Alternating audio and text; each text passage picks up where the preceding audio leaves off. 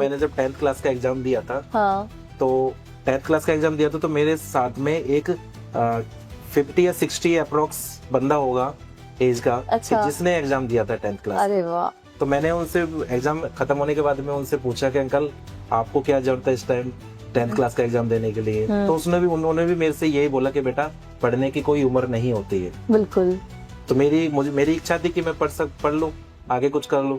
तो मुझे अच्छा लगा कि मैंने 10th में एडमिशन ले लिया और मैं इस टाइम एग्जाम देने के लिए आया। बिल्कुल बिल्कुल। यही कहते हैं कि पढ़ने की कोई उम्र नहीं होती है। वहाँ पे वो जो बच्चे हैं उनको जरूरत है बेसिक की, तो हम उनको बेसिक ही करा रहे हैं। हाँ, क्योंकि वो शायद ऐसे बैकग्राउंड से आते हैं जब उनको इतना अभी के लिए उनको तो बेसिक नॉलेज ही दी जाए ताकि वो कम से कम कमाने योग्य तो बने। एक्चुअली वहाँ पे जो लोग रहते हैं वो बच्चे ऐसे हो कि उनको स्कूल के बारे में नहीं पता, स्कूल देखा ही नहीं है। बिल्कुल बिल्कुल।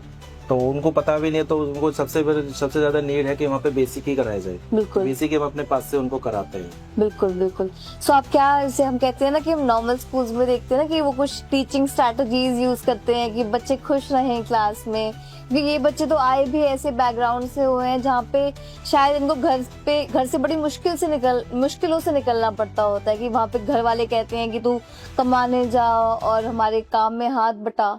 तो ऐसे बच्चों के लिए आप कैसे पढ़ाते हैं कि वो खुश भी रहे, स्कूल आते भी रहे? एक्चुअली क्या है ना,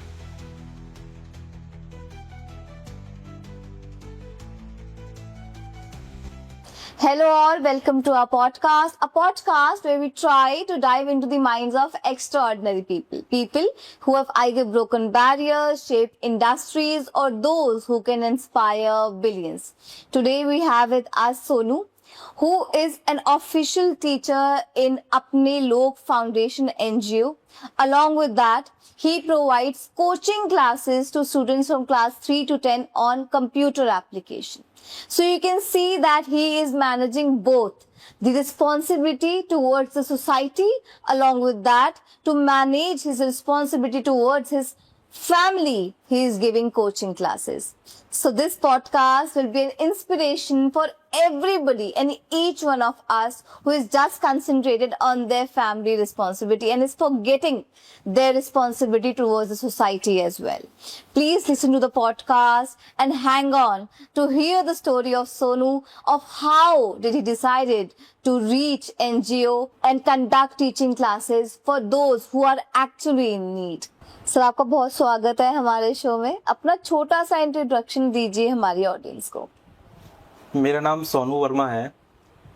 मैं माई क्वालिफिकेशन इज एमए है। तो एक्चुअली मैं एक एनजीओ से जुड़ा हुआ हूँ। वहाँ पे हम गरीब जो बच्चे होते हैं उनको हम एजुकेशन देते हैं और साथ में एक कोचिंग भी चला रहा हूँ मैं।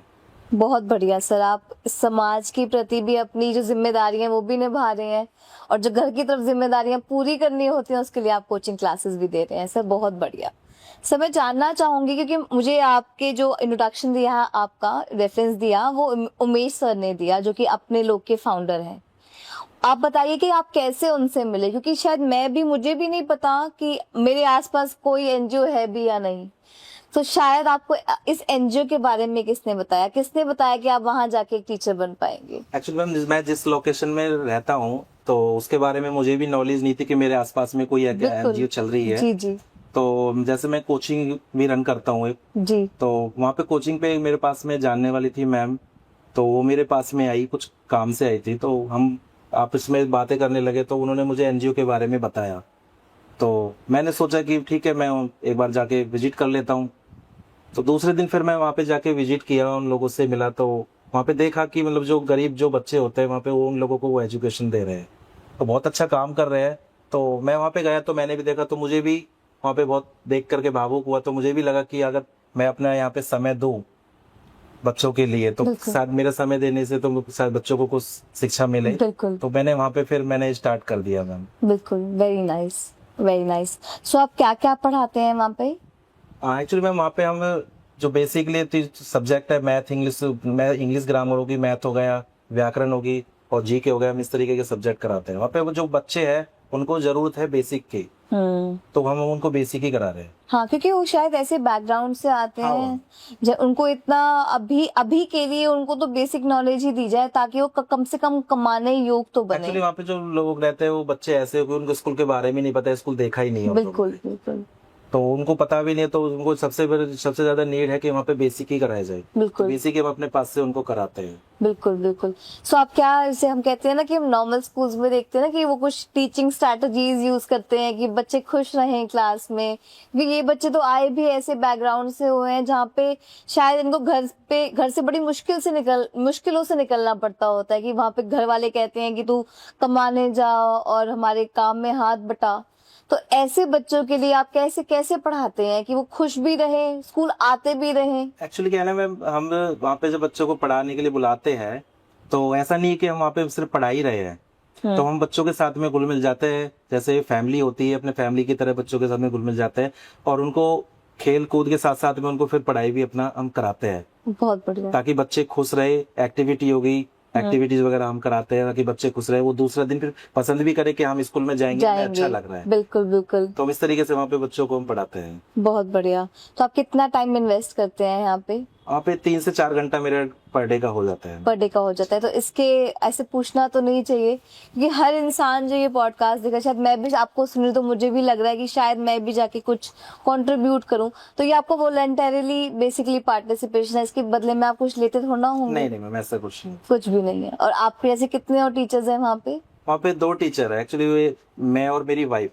अच्छा, नहीं वहाँ पे पढ़ाते हैं। बहुत बढ़िया। तो उन्होंने कितनी एक्चुअली पढ़ाई मैंने की? गया था जब तो मैं अकेला ही था, लेकिन मैंने वाइफ को बताया अच्छा, तो वाइफ भी बोलने लगी "नो, ठीक है मैं भी एक बार जाके देखती हूँ"। जी जी जी। तो हाउस वाइफ है, अच्छा, तो मैं उनको दूसरे दिन ले गया तो उनको भी लगा कि चलो मैं भी आपके साथ में आऊंगी, तो उन्होंने भी आना स्टार्ट कर दिया, तो बहुत हम दोनों बढ़िया। ने स्टार्ट कर दिया। बहुत तो बढ़िया। तभी से फिर हम दोनों ही देखते हैं वहाँ पे। अच्छा, आप दोनों वहाँ के अब हेड बन गए हाँ, हैं? हम दोनों ही अच्छा देखते हैं अच्छा, वहाँ पे। बहुत बढ़िया। कितने बच्चे हैं वहाँ पे? हमारे पास में मैम 50 से 70 बच्चे हैं हमारे तो पास। आप दोनों 50 से 70 बच्चों को पढ़ाते हैं मिलके? बहुत बढ़िया सर। चलो, और आपकी जो मिसेज हैं वो भी कोई सब्जेक्ट्स पढ़ाती हैं? यही सारे सब्जेक्ट्स पढ़ाते हैं वो भी? एक्चुअली मैं बड़े बच्चों को देखता हूँ, अच्छा और वो छोटे बच्चों को, जो नर्सरी एलकेजी यूकेजी के अच्छा बच्चे जो अच्छा, होते हैं छोटे छोटे, वो जी उनको जी, देखते हैं। अच्छा मैं वो छोटे बच्चों को पढ़ाता हूँ। अच्छा अच्छा, बहुत बढ़िया। सर आप ये बताइए कि रोजमर्रा में कोई चैलेंजेस आते हैं इन बच्चों को पढ़ाने के लिए? कुछ भी, जैसे परिवार का सपोर्ट ना होना, या गवर्नमेंट का सपोर्ट ना होना, या आसपास के लोगों का सपोर्ट ना होना, कुछ भी कोई चैलेंजेस आते हैं? चैलेंजेस आते हैं, बट अब मैंने जब स्टार्टिंग करी थी तो मैंने देखा था वहाँ पे बच्चे को अपना नाम भी लिखना नहीं आता था। वो मतलब एक भी वर्ड पढ़ नहीं पाता था वो। तो हमने जैसे वहाँ पे 2-3 दिन मैंने स्टार्ट किया, बच्चों के साथ में थोड़ा मेहनत की, तो मैंने कहीं देखा कि कुछ दिनों के बाद, कुछ महीनों के बाद में बच्चा एक पूरा वाक्य पढ़ रहा है और लिख भी रहा है। तो मुझे भी खुशी हुई, बच्चे के चेहरे पे भी मुस्कान देखी मैंने कि हमारे कुछ मेहनत करने से बच्चा आगे बढ़ रहा है, कुछ कर रहा है। बिल्कुल।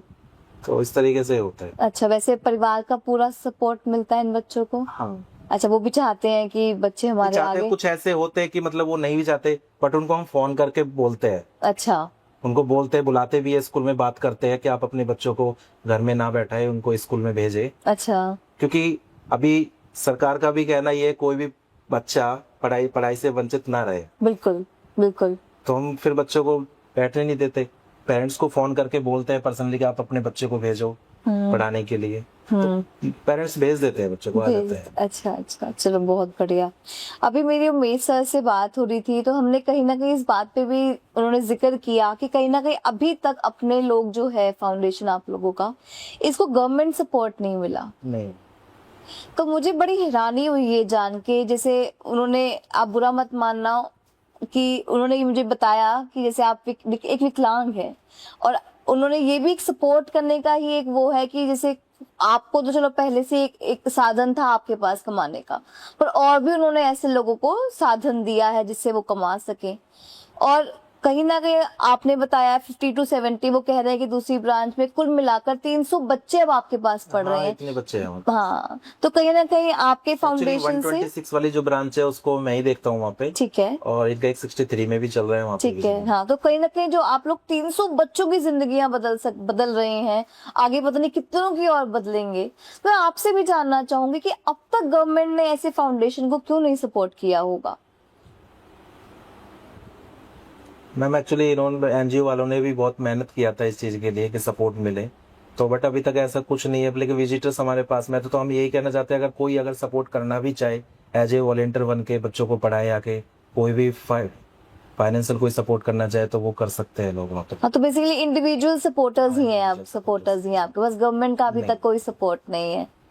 चलो सर, अगर मैं कुछ और जानना चाहूँ, कोई आपकी, मैंने उनसे भी एक कहानी पूछी थी, आपकी कोई कहानी जैसे आपने किसी बच्चे को पढ़ाया हो, जैसे उन्होंने बताया कि एक कोई अंधा बच्चा था, उस एक आंख नहीं थी उसकी, और आज वो साइकिल भी चला रहा है, पढ़ भी रहा है, और वो कह रहा है मैंने आगे जाके टीचर बनना है। आपके पास ये कोई ऐसी कहानी है बताने को? एक्चुअली वो मेरे ब्रांच में ही है वो बच्चा, अच्छा। जिसका उन्होंने बताया। अच्छा अच्छा हाँ, अच्छा। तो बच्चा वो बहुत एक्टिव है। अच्छा। हाँ, तो पढ़ने के लिए भी उत्सुक है कि मैं पढ़ना चाहता हूँ, मैं कुछ बनना चाहता हूँ। हाँ। और इतना आईक्यू इतना तेज है ना उसका, कि मतलब उसको जरूरत ही नहीं है किसी की सपोर्ट की। वो खुद स्कूल से घर जाता है, घर से स्कूल आता है। अच्छा। और उसको हम जो भी कुछ कराते हैं तो उसको तुरंत कवर कर लेता है। अच्छा, अरे वाह। तो ऐसा कोई और बच्चा, कोई और कहानी हमारे साथ शेयर करें आप? नहीं, हम फिलहाल तो भी ऐसा कोई नहीं है, बट हम जैसे बच्चों के साथ में लगे रहते हैं, मेहनत करते हैं, उनको पढ़ाते हैं, तो बच्चे करते हैं। अच्छा। हाँ। चलो बहुत बढ़िया। सर, जैसे मैं अब तक समझ पाई कि आप उनको पढ़ाते हैं, पर उन बच्चों से भी क्या आपको कुछ सीखने को मिलता है? हाँ मैम, जरूर सीखने के लिए मिलता है। एक्चुअली मुझे सीखने के लिए ये मिला बच्चों से कि कहीं ना कहीं हमें खुश रहने के लिए ज़्यादा चीज़ों की ज़रूरत नहीं है। आज के टाइम में देखा कि जिनके घरों में बच्चों पढ़ रहे हैं उनको सब चीज़ें मिल रही है, बिल्कुल। और ये जो बच्चे हैं इनको ऐसी चीज़ें नहीं मिल रही है। अब यहाँ पे भी देखा है कि ये बच्चे यहाँ पे सिर्फ कॉपी पेंसिल से ही पढ़ रहे हैं, और जो बड़े घरों के जो बच्चे हैं उनको हर चीज़ की फैसिलिटी मिलती है, वो तब भी नहीं पढ़ते हैं। बिल्कुल। तो ये खुश रहते हैं।